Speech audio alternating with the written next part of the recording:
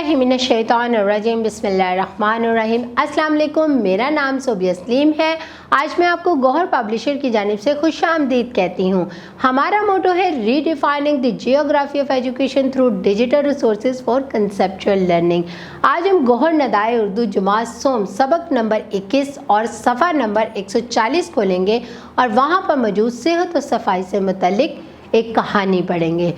इस कहानी को पढ़ने से पहले मैं असातिज़ा के नाम से मुखातिब होना चाहती हूँ और उनको ये बात बताना चाहती हूँ कि असातिज़ा के नाम आप किस तरह इस सबक को पढ़ाएं कि तलबा को मालूमात भी हासिल हो जाएं कि सेहत और सफाई क्यों ज़रूरी है और उनको दिलचस्पी भी पैदा हो इस सबक को पढ़ने की।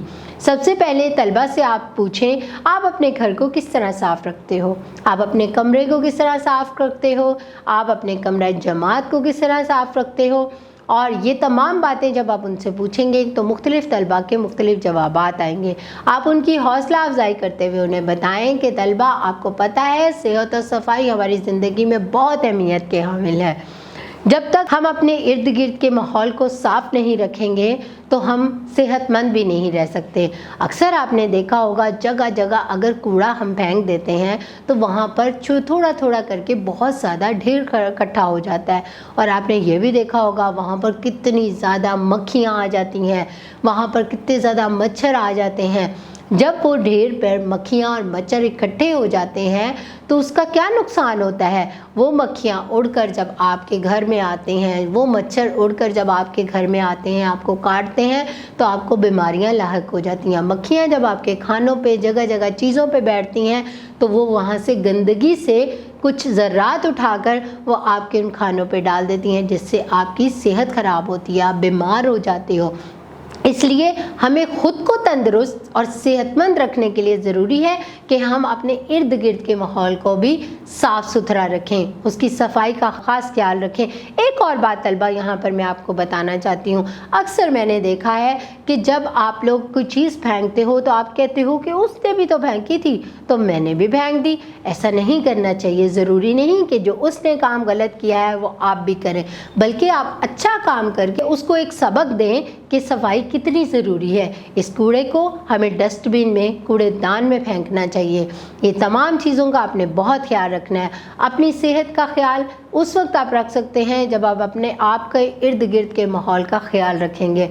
हाँ, खाना खाने से पहले हमेशा हाथ धोएं, खाना खाने के बाद भी हमेशा हाथ धोएं, साफ़ सुथरे कपड़े पहने, ये भी आपकी सफाई में शामिल है। इन तमाम बातों के बारे में बच्चों को बताएं और बताएं कि ये बातें हमारे नबी करीम सल्लल्लाहु अलैहि वसल्लम ने हमें इस्लाम में भी बताई है, हमें इस्लाम में भी सफाई के बारे में बताया है।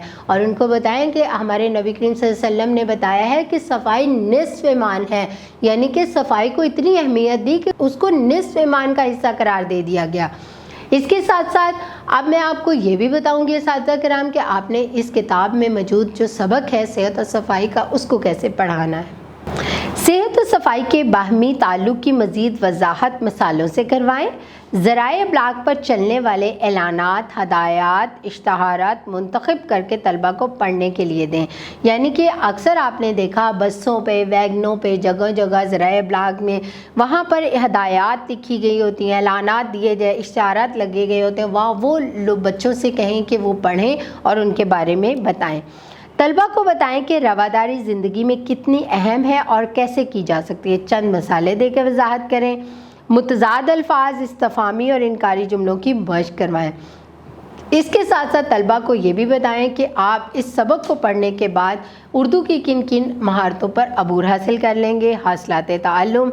इस सबक की तदरीस के बाद तलबा इस काबिल हो जाएंगे कि वो लतीफ़ा सुनकर लुत्फ़ उठा सकें और पहेली सुनकर बूझ सकें।